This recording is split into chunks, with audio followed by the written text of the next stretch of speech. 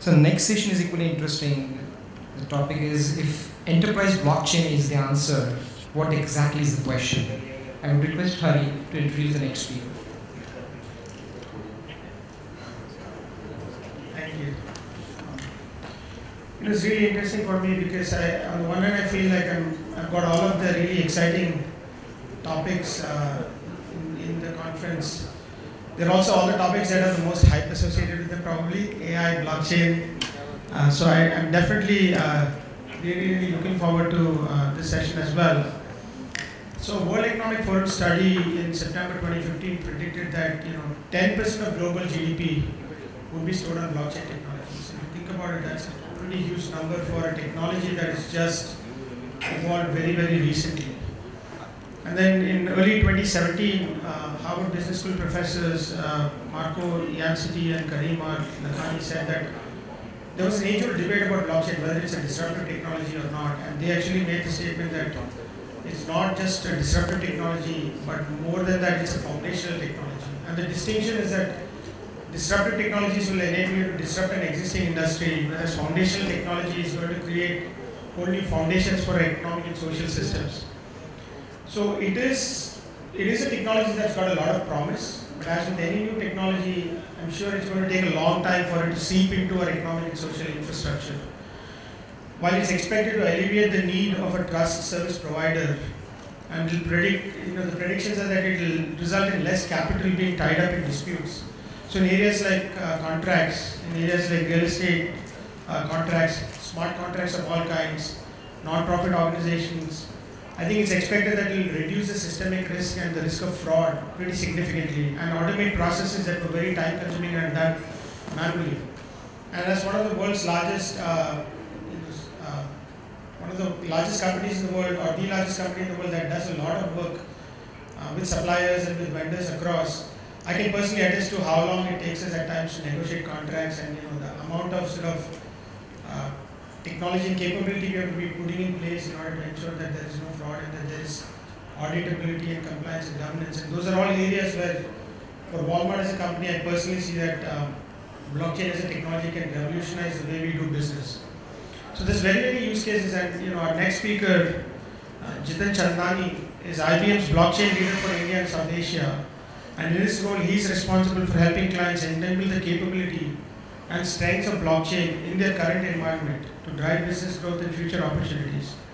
He's also involved and very active in assisting industry groups within banking, insurance, and telecom to form alliances and associate and consortiums for blockchain-enabled use cases. And I think, in fact, right before this, I was talking to him and I was asking him why is IBM has a huge technology presence in Bangalore. How come he's based in Bombay? And he said this is where all the customers are, because all the financial institutions and many of the large corporations which are evaluating this technology are all based in Bombay, and so that's why he's spending a lot of time in Bombay. And then prior to IBM, he was managing director with KPMG LLP in New York, where he was responsible for building KPMG's blockchain offerings and alliances with industry players. And at KPMG, he's worked with top-tier clients like Goldman Sachs and Deutsche Bank AG and Citigroup and HSBC, to name just a few. And he's helped them realign technology and business strategy and trading practices in response to customer demand. So in many ways, he's very, very uniquely suited to now help customers transform themselves again through the use of blockchain technology. And I'd like to welcome Jitin and give us his thoughts and share his thoughts with us.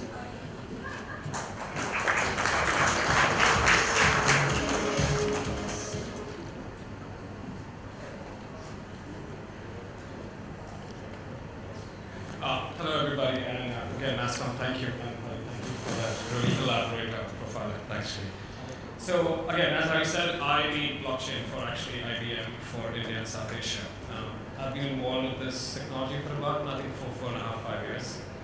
And I think the topic that actually I got today is one of my pet topics, because it's literally part of a daily job, right? You have clients every second day, I'm on blockchain. Why? Because it's very cool to have blockchain. And I have a reconciliation problem, I want blockchain. I have a security problem, I want blockchain. I have this fantastic new innovation idea, I think we can do it with blockchain. Now, I'm going to become what Hari said, right? Blockchain is a disruptor or a foundational technology. I actually think it's a foundational technology.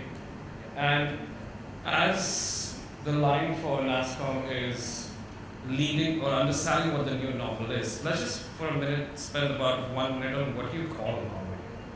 Because technically, we keep seeing about blockchain, we keep understanding what it fits this use case, it fits that use case. I have to say 60 to 70% of my job is telling customers that no, this use case does not fit blockchain. And the way you're thinking about it is actually not accurate. And the fundamental of that is, what do you define as a transaction? Generally, when I ask this question, it's like, you know what, it's an exchange of money. But really, transaction is not an exchange of money. Money is just settlement. If I give you a bottle of water, and my favorite line, when you give me a bottle of Coke, that is a transaction, and there is no money involved at all. A transaction is nothing but an exchange of assets. And that is the fundamental when you're defining a particular use case or are defining a problem statement for an enterprise. Our normals for the assets that we exchange, some of them I actually have on the screen, right? Technically today, when I'm buying a house, a lot of us have actually done that. That follows a particular process. That's an exchange of assets. That involves a particular ecosystem. And the process works. Let's not get into efficiency and efficiency. The process works. Likewise, if you're buying a diamond jewelry, there's a process, there's a certification authority which is required, there's a way the marketplace which is there, so the process does work. And let's get into something more, I think in some cases something more refined, right? An equity is transaction. I think what is it? You can create an equity in what, 0.006 seconds? And then somebody tells me you want to fit blockchain to it. Why? What's broken about it? I think it's very important that when we are working with organizations or when the enterprise is actually asking the question of enterprise blockchain, what is the core problem you're trying to fix? And yes, you can go through the entire list of things. Oh, do you have trust in the economy? Do you have trust in the ecosystem? There are multiple partners, there's X, Y, Z. You can have all those checklists. But I think the problem the checklist does, it doesn't go to the fundamental of what you're trying to do. What is the asset you're trying to exchange in the end? Does the asset not have a comparable system actually in the market? And are you really the incumbent who can bring the ecosystem together? And those probably are the initial questions that actually need to be asked. And the rest of it will probably kind of follow a more easier process. I'm going to give an example, right? Technically, also in some areas where we've been working with clients, and I cannot classify clients into like the industrial clients. Of course, you have the government, and then of course you have the fintechs also. I actually go to a client that's an insurance client. Oh, give me an insurance blockchain use case, or give me a financing blockchain use case, a banking client. Okay, my financing use case is supply chain finance, but that involves the manufacturers. That involves the suppliers. So is that a financial services use case?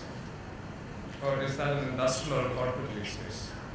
Have you really thought through like what can you, I've actually gone to some logistics players who actually wanted to do financing use cases.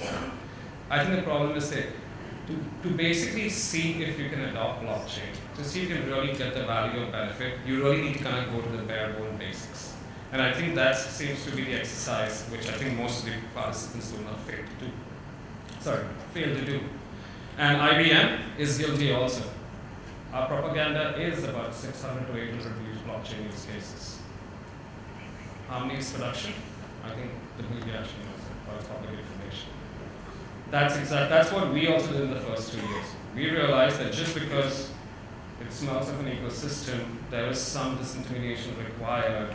And technology can probably fix it, does it really kind of qualify? We said, let's go ahead and do it. And then we actually learned that may probably not be the best way. May probably kind of require a more probably sophisticated approach, and that actually starts with the end client. Then the clients come up and say, you know what, give me a business case. I can't give you a business case. Don't tell me to teach you how to do your business. I'll give you a template. Yes, that's what we're going. I'll tell you what technology can do. And the good part about blockchain, it is open source. A lot of the fabrics are actually open source. So no particular vendor can tell you, you know what, this is the only way you can do blockchain. Understand what it actually takes to do blockchain, understand what you need as an organization, as a participant, as an incumbent. And that's actually what I want to cover in most of my presentation today.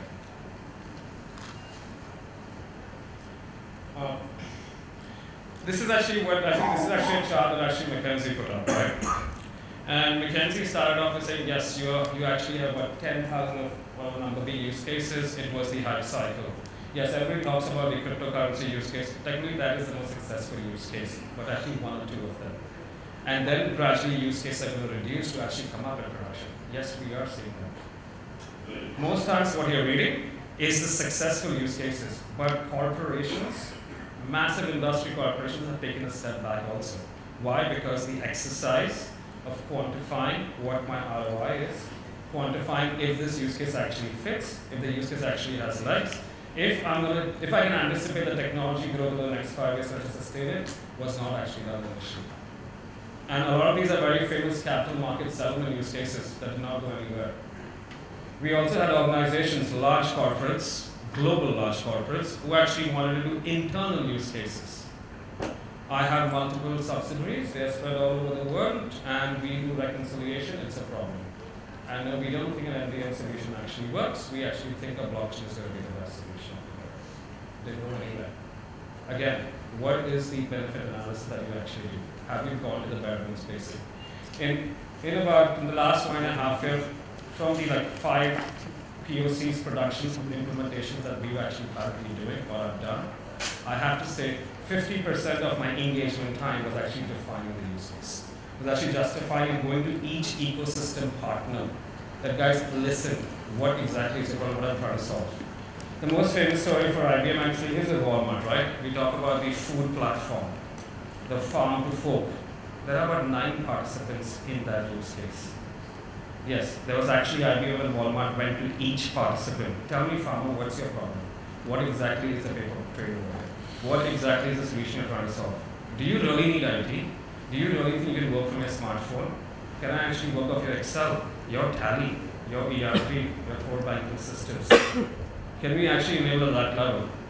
Or actually in India, we're doing insurance, my end consumer has no Tally, doesn't even have Excel, he's not even on a smartphone, he has a feature phone. Now tell me how you can work on blockchain. The use case makes sense. Can you touch that feature phone, receive information, and make sure consent is given for a transaction? Have you thought this all the way through?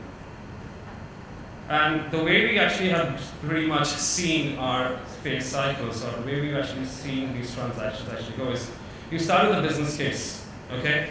Business case validated, very small, MVP, right? You get 4 or 5 actually participants. You do your MVP, then stop, revalidate your business case. Make sure the scalability has to be very different. If my plan was to basically hit a tier 1 market in MVP, but tier 2 and tier 3, is your tier 3 market actually ready for it? And if that's where your money is actually targeted on, then I think probably we need to rethink or redefine your use case. Guys, I think what we've been telling clients is, if you're the government, then efficiency and optimization is your target. Citizen welfare is your target. Then you are talking about a different use case. If EHR becomes a use case, it's the benefit of the citizens. If a regulator initiates or mandates the use of blockchain for whatever reason, they have a very different motive. If you're a corporation, what is your benefit? Revenue, right? New revenue. You will get optimization. But then let's think about optimization, what it actually means, right? I've got a trade finance use case. I got 15 banks on it. They all got the optimization. What's your competitive edge now? Nothing, it's zilch basically. If I've actually done, if I'm thinking of new revenue, or if I'm thinking about what the revenue target is, then think how this use case is going to bring me optimization anyway, but how is it going to give me new revenue in the future? What is my plan? What's the market here to go for? This is what 50% of every blockchain engagement should be like. At enterprise levels, what problems you're trying to solve? The problem you're trying to solve, be it in the banks, how do I actually penetrate customer? We talk about financial inclusion in India, right? Go and ask the farmer how much credit he can actually get. He gets from a loan shark, 24 to 36%. Who can give that farmer credit if you can connect them using blockchain? That's a use case you can come up with, then probably you're thinking about it like that. We talk about telcos, okay? telcos is taking a beating in the industry, right? Because of what's going on. Now I'm going to ask a way to go. I want to increase data usage. That's the target telcos actually have today. Reliance Jio has come up with the whole the media and entertainment module or services, if I may actually call. Airtel has done the same. How do I stick that customer to keep using my data? Okay, that's your problem statement. Now look at technologies. Can blockchain enable that? Probably some parts of it. Can it enable all of it? The answer is no. We need a combination of technologies. What questions you're asking in terms of as industrials, right? We've all heard about digitization. Fantastic term. Digitalization, sorry. Fantastic term, right? And we keep talking about what exactly does it mean.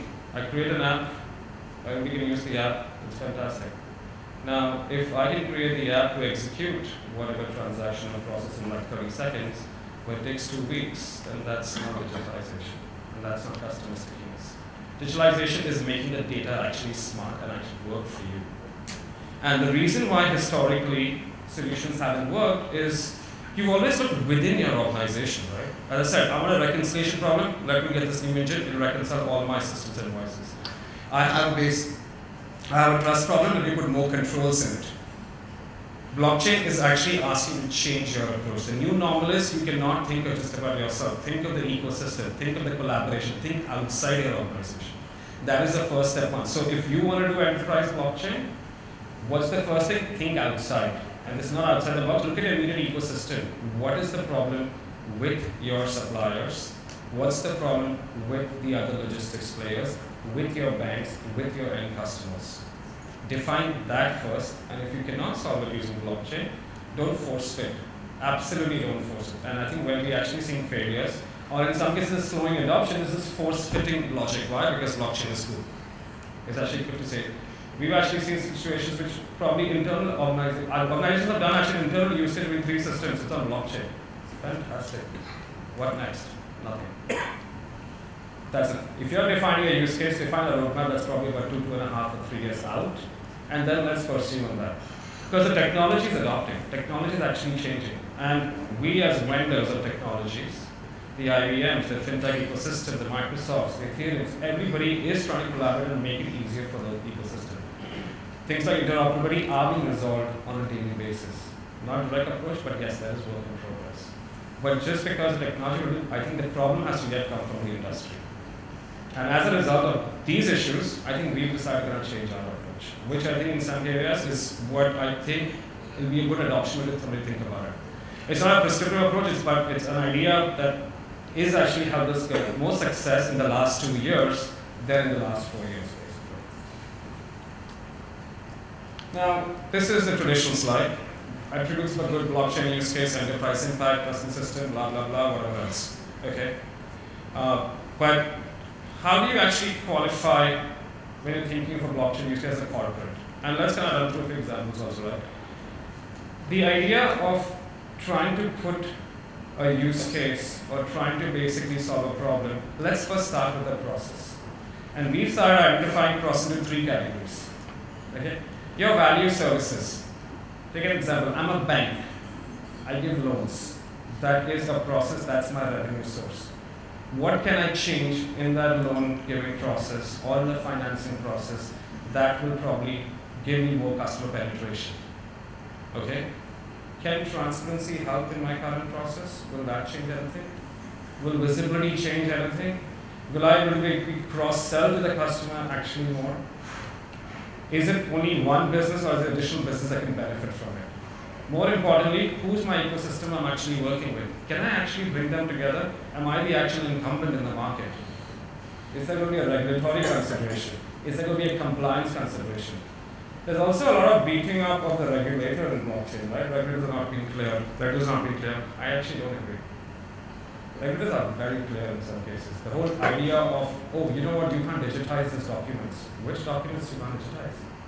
And this is not me trying to patronize the regulator, but this is actually considered as the regulator. A classic trade finance example, a letter of credit cannot be digitized. The regulator said, oh really, can't you? Look up the IT Act. Look up the Negotiable Instruments Act. Look up the Banking Regulation Act. Everything can be digitized. So anybody who tells you it can't be done, maybe not right enough. So value services is your first way to start blockchain. Look at my current process. I want to optimize it, and from the visibility I get from it, I want to bring in new revenue. If you don't have a current process, if your process is already super optimized or there's no ecosystem, then probably this is not the way to go for you. And that's, I think, where we're basically for. In insurance, claims management, right? It's a value service at the end. Can I optimize claims management in some cases? Can I actually bring in more transparency and in that, because of transparency, reduce my operational cost? Fine, perfect. Can I actually now get that the money that I saved, can I get some new client penetration? That's a question we need to answer on a case-by-case basis. We'll help you to structure the thoughts, but we don't have the answers. And generally, that's where you require the industry to actually come together. The next one, network use cases, right? Network use cases, we hear about consortiums. Let's understand what a consortium should be.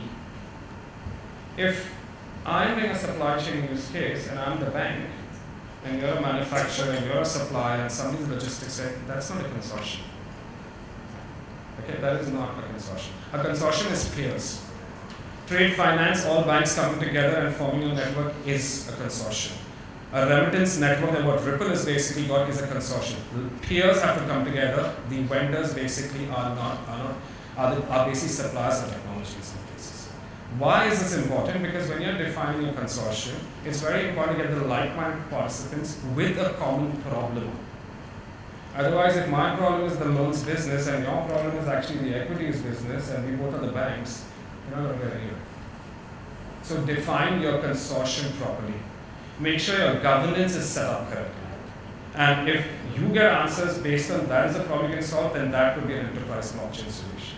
So defining consortiums, again, this has been a learning curve, a very tough learning curve for IBM, and now we think we've got it right. In the last 2 or 3 years, yes, we've got consortiums going on because same thing, we actually pretty much get every financial services entity in a consortium. You're an exchange, come on board. You're a clearinghouse, come on board. You're a bank, let's go do that. Because all financial services. No, that's not how these cases work. Because that comes to the problem of what's the topic, right? What is the problem you're trying to solve? The last one is an innovation use case. Now this is the toughest one. And this is probably the smallest number of use cases in there. And this is where I think you'll get most challenge. Can I actually come up with a new product if I have transparency and visibility? Is there a product that you've been actually missing? And this is, I think, in some cases, what is completely greenfield. Because in value services, you understand the process. You understand the challenges. You understand the ecosystem. In network, you understand what your peers are problem tackling. Innovation is completely greenfield. Let's think creatively. I think actually my favorite innovation use case is actually what AXA did with the Charles de Gaulle Airport. Simple travel insurance, existing product, you know what? Buy a ticket, buy insurance, AXA connects to the airport, Charles de Gaulle, connects to the airline, flight gets ticket, you get paid. Very simple, very nice and very innovative. Why? We also have had travel sites for the longest time. We'll sell you insurance. Ever missed a flight and tried to file insurance? That's the problem area. So yes, that's actually innovation value. Or an OPD settlement, right?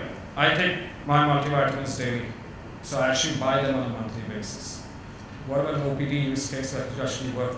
Probably with the pharmacies. Half the solutions are already existing in the industry. The other half have to be thought through. That's the innovation revenue. So classifying use cases into these areas will probably help you answer the question better whether I really need a blockchain, whether the enterprise blockchain is actually going to work. And without going through the exercise, I think it's probably a wrong way to start.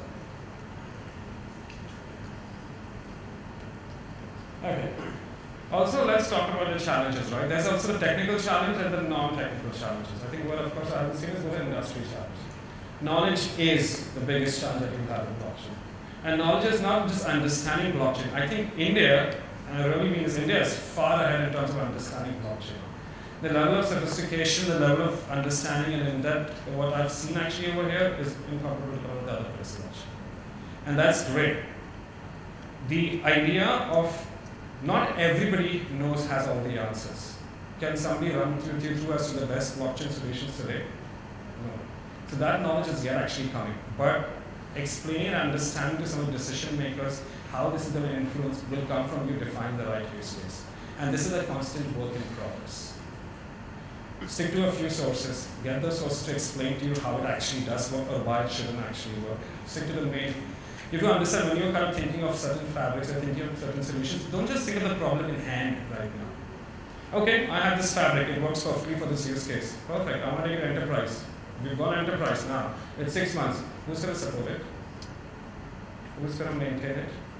Who's going to upgrade it? Who's going to enhance the use case? Have you thought about all this? I actually want an in-house blockchain. Okay, perfect. Let's do an in-house blockchain. Are you going to build the IT team? Are you going to build a chain of programmers? Are you going to build the support stuff? Yes, your answers to all this yes. But guess what? You're not an IT company. You're an insurance company or you're a manufacturer. I am the IT company. So when you're thinking of use cases that you want to do in-house, perfectly, it's not wrong to have an innovation team. Don't get me wrong, guys. But think through what an enterprise blockchain means. Think what a solution means. Think of what support it requires to run a solution like that. Because if you're building an in-house enterprise blockchain solution, when you get the ecosystem involved, you need to support the ecosystem, not just yourself. And if that's not the business you're in, then probably you don't think it through. So knowledge is that part of learning which needs to be learned. I think I touched upon regulation. Indian regulators, multiple of them, across insurance, across banking, across telecom, are very actively pursuing these use cases. The government news that you hear is actually coming left, right, and center. State governments are trying. Everybody is trying. So the idea of whether blockchain is probably far out in the future or now, well, it's starting very much now. The decision to be part of it or not part of it depends on how your use case actually translates. You could be an entity that actually doesn't qualify for any of the use cases. So wait it out. This is not a race that you probably need to win. It has to be the right definition. For me, the last part is the most important. The maturity of blockchain. This is not maturity technology. Tomorrow, if like we've had plans to say, you know what, can you calculate my market risk capital on blockchain? No. Can it be actually done? Yes. But is there a market that's going to ask me for it? Doesn't exist. So it's not the vendors don't build the offerings. We need the industry to come and work with us. I cannot sell blockchain if I don't collaborate myself. This is not a Microsoft Office package of Word that I can just give you off the shelf. You need to collaborate with me. We both need to understand the use case, justify the use case, and then we can figure out a problem is worth solving or not. And that's the exercise we've actually done in all successful cases. So in terms of making sure you follow this approach, probably setting up your innovation labs, the first thing before you jump into use cases, set up the approach, what you're going to do, and then come up with the use cases. And I think that's been some of the learnings we've actually done. So again, this is just an overall idea. These use cases, what we are seeing over here across governments, probably just 4 categories. Registry is fantastic use case. Very much does work. There is a Genesis problem, Genesis data. Land registry classic Genesis data problem. Where can you trust the first transaction? There are workarounds. In fact, the government of Maharashtra itself is looking at one of those workarounds. But that's a perfect use case. Digital identity, again, applies from a country to country, market to market basis. Think about it. In India, you actually have about 3 different identities, right? Aadhaar, PAN, passport, whatever else. Why do I need a 4th one? Think through that. Can we actually, are there regulations about sharing digital data or not sharing digital data? That's an issue for consideration. For that use case, probably you require some help from the government altogether. And the government is open if you give them the right solution. Public welfare distribution. This is one of the biggest use cases that actually most governments are actually interested in. And this is where they require the support of corporates, because if I'm actually giving out PDSs, I require a financial ecosystem, I require manufacturers, I require vendors. So yes, they are looking for collaborations actually on this. And the government is actually very open to public-private partnerships in these solutions. So that's a use case to consider. And business incorporation. I think the best example is the state of Delaware, who've gone leaps and bounds ahead of setting up a platform for enabling the ease of incorporation, but more importantly, the ease of basically trading private shares or basically exchanging private placement shares. And I think that probably is one of the best steps. So one of the big use cases eventually. Again, as you can see, all these use cases, not a specific industry, across industry, truly ecosystem benefit. And that's why they seem to be running successfully very well. This is technically a BFSI use case, and that's how it typically starts. But as I said, supply chain finance is not a BFSI use case, it's an industry use case. Dealer distributor financing, industry use case. trade finance, industry use case. And that's how, these are some of the areas we venture into, or at some level doing POC or working with somebody or the other, evaluating what the business benefit is. I think my favorite one is loyalty management, right? Technically we hear about loyalty management. I have a one-track loyalty program. Do I need blockchain? The answer generally is no. If I'm the sole loyalty program and I have 15 partners, why do you need blockchain? What is the problem you're trying to solve? I don't have a centralized system that can probably do the job. Well, then that's a different topic. So again, make sure when you're thinking of some of these use cases, think much broader. How are you trying to expand your program? Is it multiple different programs? And that's not just different. So yeah, we've actually shut down our loyalty management use cases because it didn't make sense to us. Dispute resolution, now that's come up as a big one for us.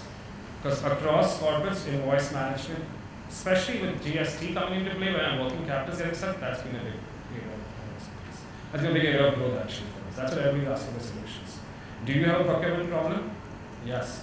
You could be a bank, an insurance company, a manufacturing, FMCG, whatever be the case, logistics, you have to have an invoice because you have a supplier and you have a vendor.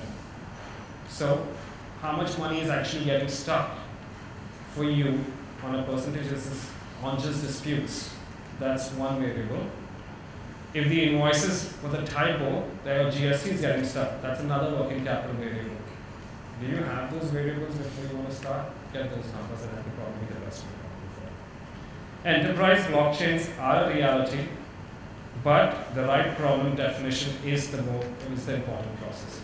If you get the first stage right, then I think we expect the future to be a success. The last part which I have is understanding the stack. This is also critical because, as I said, no vendor can tell you that, you know what, this is the only blockchains are open source and it's a modular stack. You should be able to choose what cloud you want to host it on. The fabrics should be working cross clouds. You should be able to choose like what's the business logic coding I can do, how the application layer should be set up. That's what but I think there is no one dedicated stack that has to be focused on one particular vendor or one particular solution. Then probably you're not thinking through, because as much as I would love for the entire world to be on IBM cloud, I think we own the possibility of that. Or the Amazon cloud, or for that Microsoft cloud. So the stack, think through it, they are modular. Parts of the stack are modular. We talk about the fantastic consensus, right? It's the word for blockchain. Consensus basically should be pluggable. Your security protocol should be pluggable. And are you thinking through that? Because yes, you have to, because not everybody in your ecosystem will actually want the same level of security what you actually have. So how does that kind of work? So technology reviews, again, part of your overall business case definition, part of what you probably are trying to solve and should be done correctly. I think folks, that's actually what I have from myself.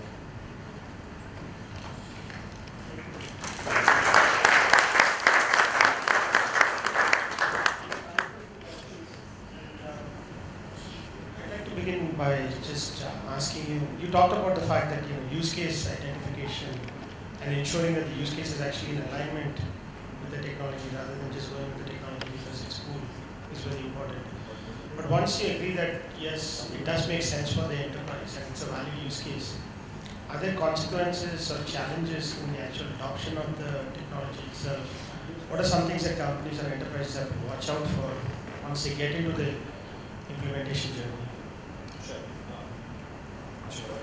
So I think once the use case definition is actually done correctly, the typical development process, yes, it does follow, it has to be kind of washed very dynamically, right?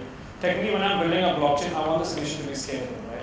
If I've built it for a particular use case or a particular workflow, how can I actually enhance the solution in the future? If today I'm solving a problem just of purely supply chain financing, okay, which is my anchor, which is a manufacturing client supporting the supplier to get financing.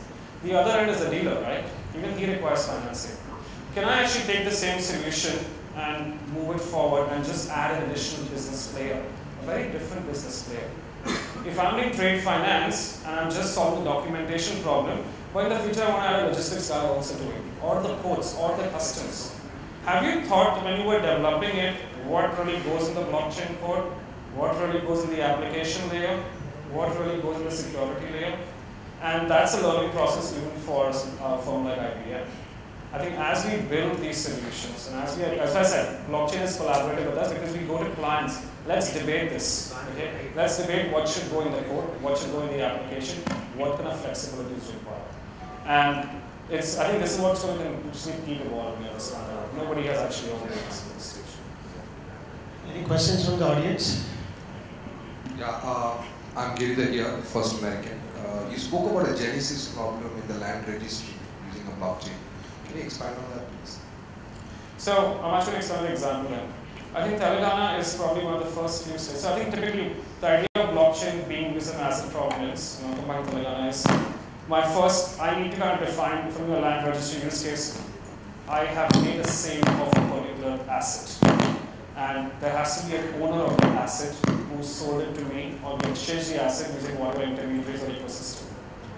With the land registry, what's actually happened is if the land or the house is under dispute, how do you start the first transaction?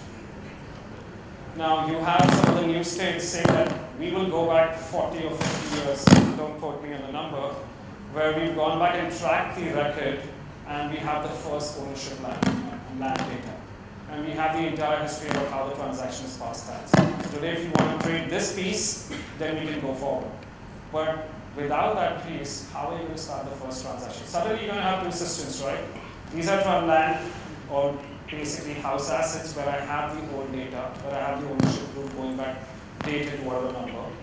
That will work on one system of blockchain, and the other one you continue the same way. That's not efficiency. So is there a workaround? Yes, there are certain workarounds that are being looked at as to can we track on taxes on disputes or whatever be the case. But the genesis problem has to be solved from a registry, which comes from a land. But again, when I talk about vehicle registry, that is a problem because I can track it first sale. So just on that, so do you see that connected digitization of the data of the land record? Let's say India goes back to 1860, right, when the first land record was originated. Do you see that as a precursor for doing any kind of effective blockchaining for a land registry? Initially when I started looking at it about like a year and a half back, I actually thought it was a precursor, but there have been certain innovative ways that governments are determining that, we can start off without going back to the 1800 the first time. So yes, there are workarounds. I cannot speak in public because again, these are all being thought through at this point of time, but not anymore. Thank you.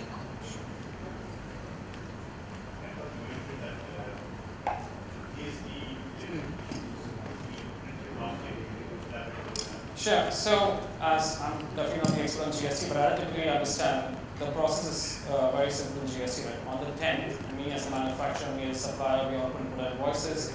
15th is the break report, and 20th is the, corrections to the break report. That's the most simplistic sense, right? Now, there was this whole, very simplistic business case. If I'm a manufacturer or supplier with 100 crore of invoices allowed to basically start, at the middle GST rate, 12%, okay? As for the use case. If I take a 5% error rate, I have 60 lakhs of working capital that's stuck in a month. I add 1% interest, that's about 60 lakhs, 60,000. That's in 100 crore volume.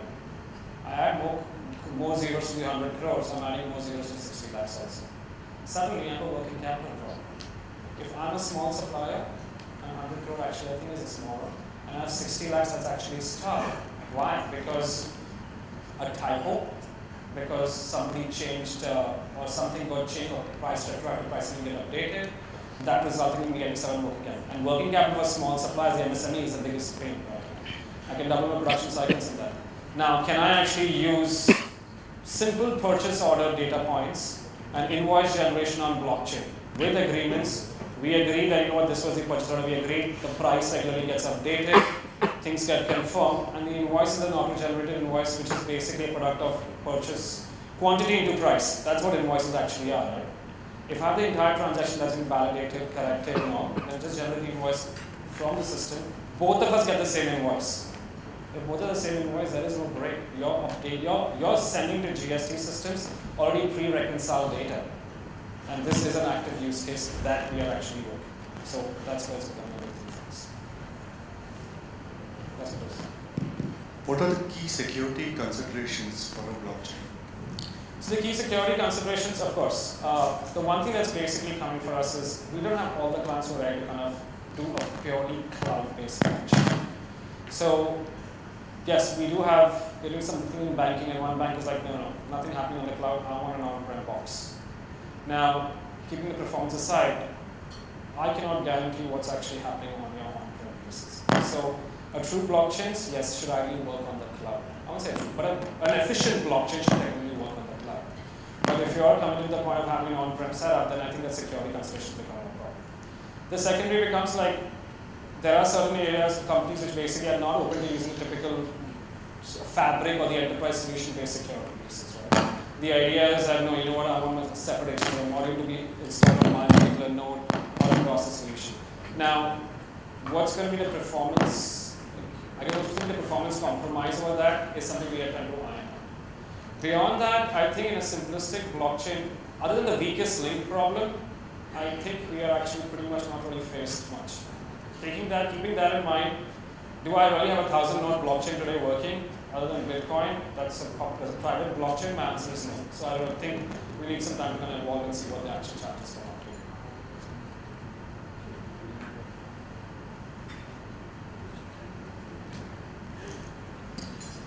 to. See, when we talk about digital enterprise, a lot of digital technologies are within control of the enterprise, be it RPA or AI or dynamic workflows. Blockchain is one technology where you need to have onboarding of your peers, financial institutions, banks, maybe central banks as well. So how do you see how do you enable the onboarding of these peers and onboarding of these partners? Because more the partners you have on the blockchain, better ROI you have, right? So how do you see that? And then as a correlate to the question, how do you see the central banks, the regulatory authorities, particularly in India, reacting to blockchain? Because everything becomes a public ledger, and then how do you see that expanding in the next couple of years? So let me answer your second question first, and then I'll come back. Now, the use cases that we're currently working on insurance, we actually went up with the IRDA. We basically said, you know what, this is how the use case works. Tell us what would you like to do. They said, does the industry work with you? The answer was actually yes. But the insurance process, if we talk about like just the issues of the policy, the claims management, the fraud detection, and of course, what are the end disposal of the policy, that's a very large. We said, let's just take something very simple. What is the genesis of an insurance policy? And medical data. Because that's how I start getting an insurance policy. When do RDA tell us what exactly are your concerns with the sharing of information? And can the information be shared publicly with a blockchain network? Is there another transmission mechanism? What's your concerns on privacy? And the last part, if we actually build a solution, will you actually sit on it? Okay, we will give you will be the custodian of the data, which they are today. Today, IRB actually collects all the fraud data, so they already have the information. So we're not asking them to change what they're doing. Guys, come and sit on it, because I think I also understand what regulators are actually asking you is, the way regulators are supposed to give you regulations, right? Regulations basically translate into controls. For me to understand or give you a standard or a regulation, I need to understand how it works. Let me see the data that comes in. Let me see the information that you will see or you will not see, and then I'll help you define the controls around it. So at all places across regulators, be it like the IRDA, one example, we are actually having them come on board in most of the use cases. And that's actually faced, and again, where this becomes key, if I'm getting a business where the motive is increase revenue, increase penetration, benefit my customer experience, a regulator has only one motive, citizen welfare. Can you make that the biggest benefit of this particular use case? They will have to.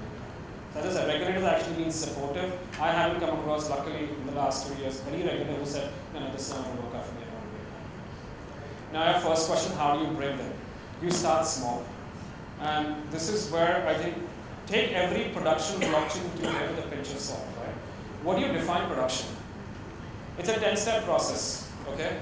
I have steps 2 to 3, 4 to 6, and 6 to 8 are blockchain, if I call it. 2 to 3 is a blockchain. That's production, right? Because technically it is going to be production. Now, the point I'm trying to make is if you start small, you take small pieces of the process. Also, you take smaller parts of the ecosystem. Take a maturity level, right? Technically, we are working with, let's say, tier 1 institutions. Take your tier 1 counterparts. Start there. can you get them on board? Because it's a chain, tier 1, tier 2, tier 3. From tier 1, go to tier 2 in phase 2. Every time revalidate. If you don't think tier 3 is a possibility, they're not ready, then don't even grab.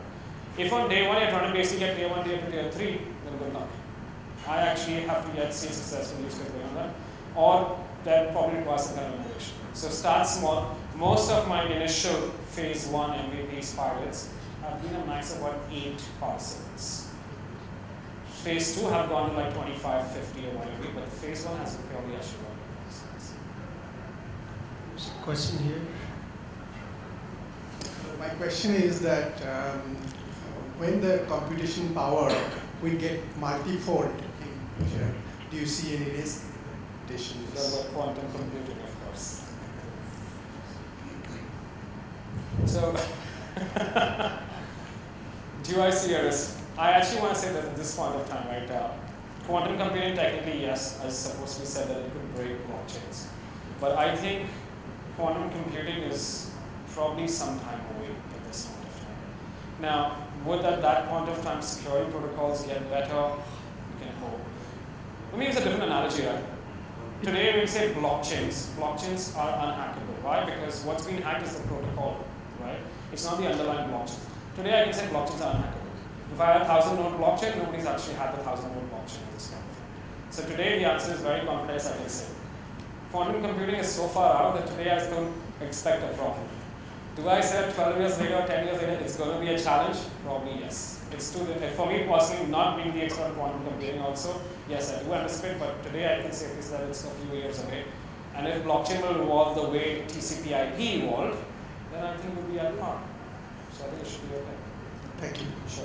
I had one question, just to close it out. You talked a lot about enterprise blockchains and contracts between enterprises and so on. How do you see this technology also evolving for the one-to-many use cases or the peer-to-peer use cases? I know IBM in 2017 did some partnership for music distribution, right? Yes. So how do you see the evolution of this technology where, for example, a large record producer or someone like that comes in and now is using this technology to manage the relationships with, let's say, hundreds of thousands of musicians, everything from royalty to copyright and so on. Is that going to evolve faster, or do you think the enterprise ones will evolve faster? I think the enterprise ones will evolve faster. But I actually want to touch upon the one use case.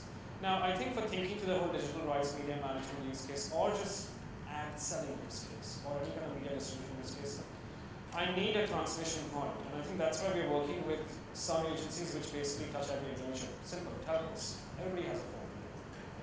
So technically, if I can manage the entire transaction, where if I'm a songwriter, I can bypass all the intermediaries and connect with the telco who can sell it to 100 million people, then yes, that's an evolved revolution use case. So am I touching the end customer? The answer is actually yes. But yes, my end point has to be a significant income. My insurance use cases is the insurance company which touches the end customer. So I need them to be coming on board. So we are seeing this evolve, and on a parallel front, we are actually working with the whole partner ecosystem, right? Because where you do come up with a peer-to-peer lending, or you just come up with simple contracting mechanisms which can be done using blockchain, we are working with those corporations where we're providing the infrastructure. How much our participation depends on how the use case matures. But yeah, we do see them emerging very soon.